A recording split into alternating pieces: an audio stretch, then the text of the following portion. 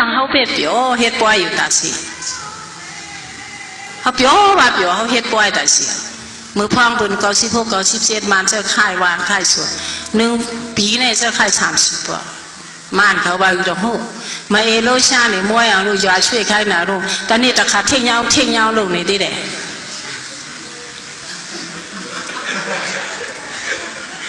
เพื่อนหาเท่าเจอนั่นนะคนไทยเขามาเขาอาจารย์เนี่ยมาว่าทำไมคนไทยมันชอบปล่อยจริงๆล่ะยี่กันตายแท้ว่าปล่อยตึกแต่เขาเกี่ยวกับน่ะว่ายี่กันตายห้องปล่อยตึกว่ะเขาว่าไทยวางเขานั่นดีอายเพื่อนเนี่ยเพื่อนเกลือเขานั่นเจอเพื่อนอามเขาเกี่ยวนะเขามีหนาวเนี่ยเขาแขนหนาวเนี่ยเขาเสื้อสารหนาวเนี่ย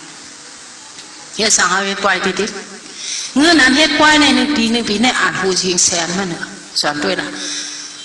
สั่งเขาปืดโฮงเห็นสีหลังหนึ่งรู้แต่ให้ลูกหลานเขาได้ขึ้นแค่เขาใน1 ปีเบิ้ลมีปล่อย2 กว่าปล่อยหนาปล่อยอันโฮมกันปล่อยปีมาปล่อยอันเพิ่มมาเล่นกันต่อคุมปู่ย่าตามอนเขาเบิ้ลมีหนาแล้วกำพาในทีมมีแขมมีเขาในฮะถ้ามาสั่งเขาเฮ็ดปล่อยด้วยอันเขาแก่น่ะว่าปืนนั่นเนี่ยปืนก็ตุ๊บตับปืนเขาพบผ่านแทงเขาใหญ่เฮ็ดปล่อยเลยเขาก็ถึงเฮ็ดปล่อยเนี่ยเมื่อ3 ก็6 กันเฮ็ดปล่อยเอาตีชุนปล่อยกินเหล้า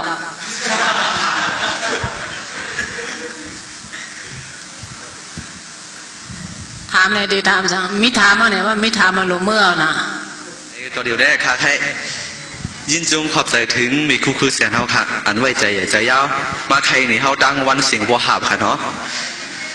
ไว้ใจใหญ่ใจเข้ามาใครบันเขาลองดัดดีกันส่วนเขาดีได้ชีวิตตั้งหือไปเรื่องหือมื้อนานนั้นมีคู่คนนี้ตั้งไหวแล้วกว่าพื้นดีไล่ใจเขาในก็มีคู่ก็ซับแรงนี่เงาต่อไปแล้วในที่อ่อนกันป้องใจกันอย่างคู่ก็อยู่ในเขาค่ะต่างดูเห็นตั้งเสียงจันจอมตั้งดวงดนตรีตั้งเสียงเสียและยินจงขอบใจใหญ่ๆนำถึงมีคู่คือเสียงเขาใหญ่ๆนำค่ะ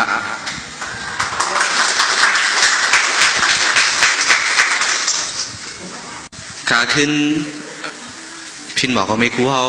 ลัดความลบหลังบันเขาขาสิกรรมค่ะเขาขาติดซึมปังเขาค่ะเมื่อเดียวมาลานในสูปืนดิกใจเขาอยากลองมาเขาเลยคัดเสียอยากพื้นมากกะในบทสุติหูอยู่ก็พื้นอะไรกำเนิดส่วนในขย้อนสั่งว่านางหือมันเดมันกึมขึ้นยาวสืบยาวยืนกว่าเมื่อนานนั้นปูนพรมีหนูหัวสูก็พื้นอะไรซื้อไปหมอก็อันกันสอนซื้อหมอเอาก็พึกเตรียมกันลองการดีการไล่ในน้อยใต้เขาในหินะพอที่มาด้วยในอ่านกองพอไหลคนแถมปะ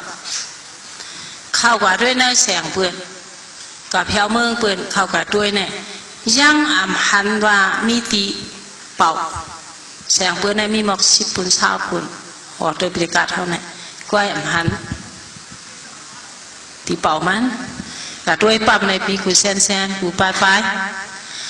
พอมาด้วยใจเขาในปวางด้วยในผืนหมอกพวกปีปัดเลยในไว้เขายังติ่นมีอันตั้มมันโมเดสัว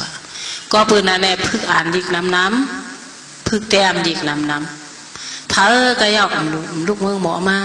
เว้นหนาเข้าตีเลยมีคอยยมยำมันแก่นตัวเจ้าก็ว่าเกาตีเฮ็ดทางมันเปลี่ยนเมื่อนางคู่ในก็ทราบว่าปืนมีคอยยังอ่านใครเป็นผู้แต้มดิกมาอ่ำพ้องหรืออะไรแห้งอีส่วนยามลานแล้ว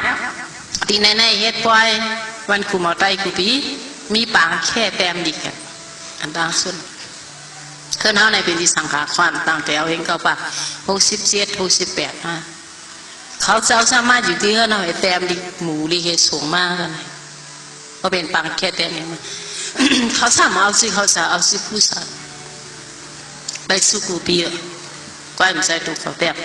เลยมาให้คนคนเอาสู้แต่มาสัก10 40สามารถในดีไอตัวเก่ามาไว้ห้องใช้คนแต้มสังขารเขาก็ตีแตงเนี่ยเขาก็ดังเปียวนั่นน่ะที่ไรไม่ก็มือแต้มมือเสียซีมากาน่ะเนี่ยในนั่นน่ะเขาซ้ำอยู่ที่ไกลพอดูเป็นสู้มาเลยสั่งนั้นก็ป้อมไรสู้มากกูเป็นเกอเขาเลยสั่งเขาส่งเอาซื้อผู้สาวเห็นนั้นเสกคู่เนี่ยการอะไรพึกแต้มดีมาก แต่มาเอาในก็มาแต่เนี่ยแต่พวกก่อนคือซองบ้านพี่ปอดนะอันมาเฮ็ดบ้าก่อนตั้งมันสุดแต่ไปอย่าปอดหลุมปืนคือไตนั่นน่ะต่อเลี้ยวต่อถึงต่อเลี้ยวในคู่แต่ไม่ปั๊บในมีอยู่มอก30 มิลนั่นในประเพณอุภาษาปัทวีเตปะปืนลินจะปะเตียมแล้วก็สั้นเตียมแทงปืนคือไตและปืนเมืองไตหันยานลายหยานวางแผนสูงสูงสัมปรับการรวม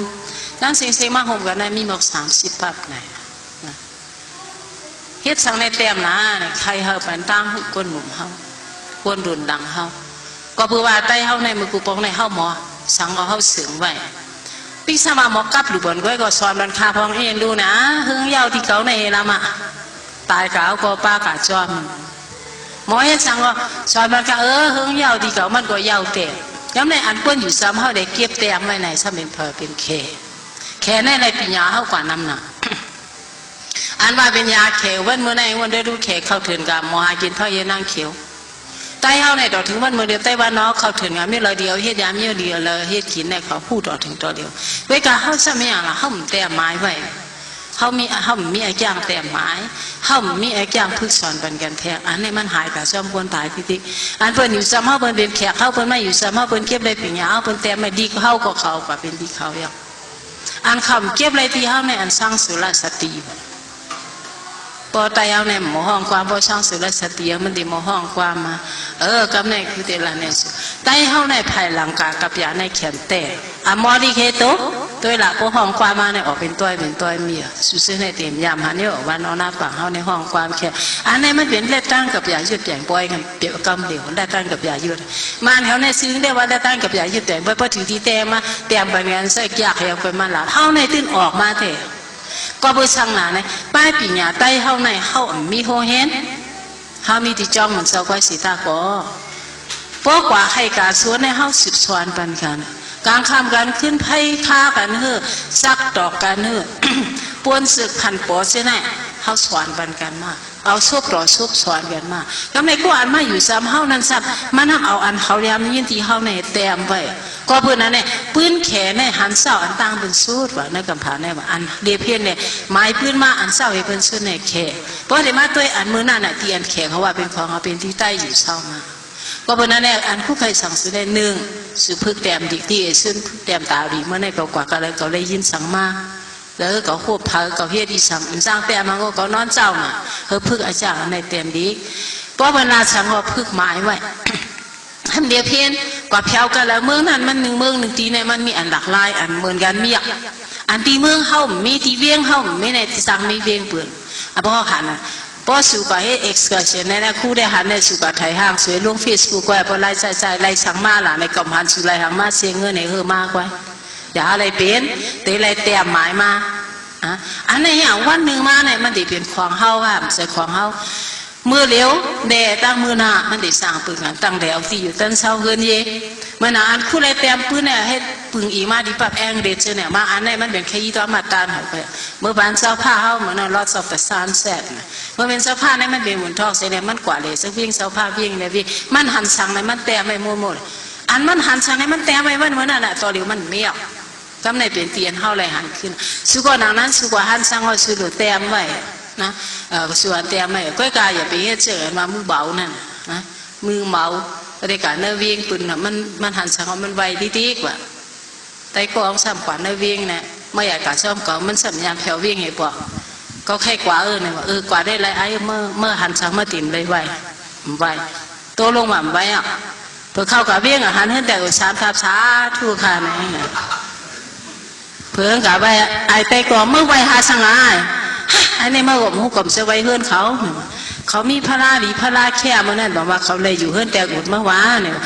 เสด็จหนอสาธุไอ้นั่นก็ไว้ซ้อมพระสุกหันให้เต็มเช่นนั้นก็แต่ก่อน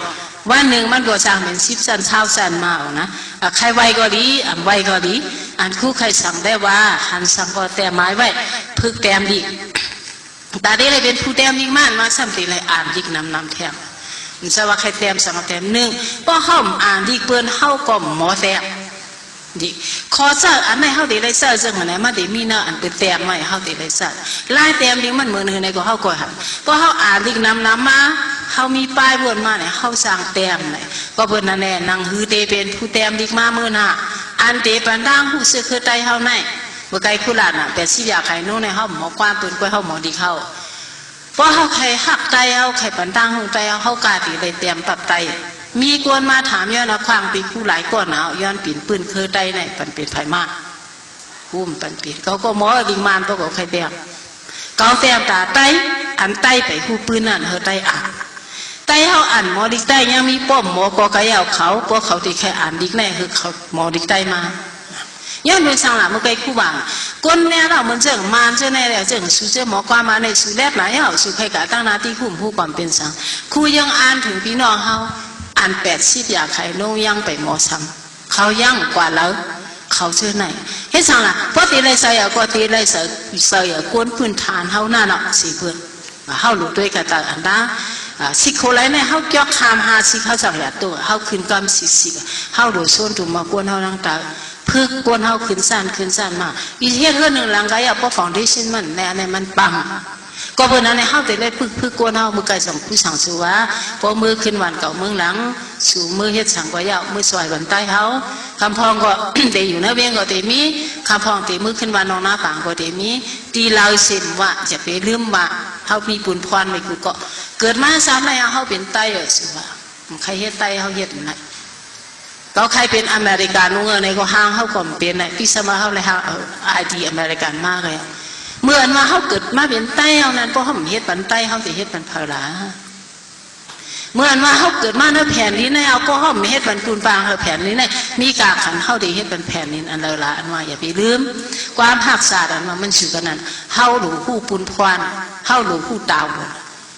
หนึ่งเฮาเป็นลูกอูเฮาแมวเฮาได้ไล่ตอบกลุ่มมนอูแมวสองเฮาเป็นไตเฮาได้ไล่ตอบกลุ่มมนไตสามเฮาอยู่ในแผ่นดินในเฮาก็ได้ไล่อยู่ปกป้องอันแผ่นดินในเฮาขึ้นอย่ามาสูงเนี่ยเพราะสูมินปลายวัน3อันน้ำเสือ3อันในก็ซื้อคือไตเฮาติ่มตกแต้มแล้วอย่าไปอยู่เมากินมังอย่าไปอยู่เฮกินเฮป้าวันตายกวนเฮาเนี่ยอยู่หลายๆก็มันสิตายอยู่อ่ะเฮ็ดผือต้าอยู่หลายสิตายในต้าเฮ็ดการสิคอยก็เพื่อนนั้นเนี่ยตั้งแต่เอาวันเมื่อไหร่กะผู้ลูกเห็นสั่นสอมเขาซื้ออันที่เป็นหน่อแสงตื่นคำเสื้อคือไตเมื่อนั้นเขามีป้ายวันอ่านถูกแนบเขามีหูเสืออันแคมแหลมเขามีน้ำกัดสูงสนเอาไตเขาขึ้นอย่างไม่สูงกว่าเมื่อนาสิกรรมในสิแหละย้อนขอย้อนไปความดีไหนมาสูงกันกูก็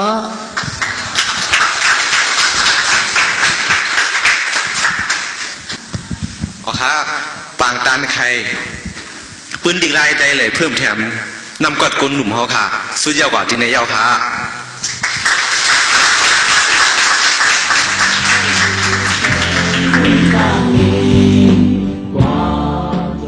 ออขา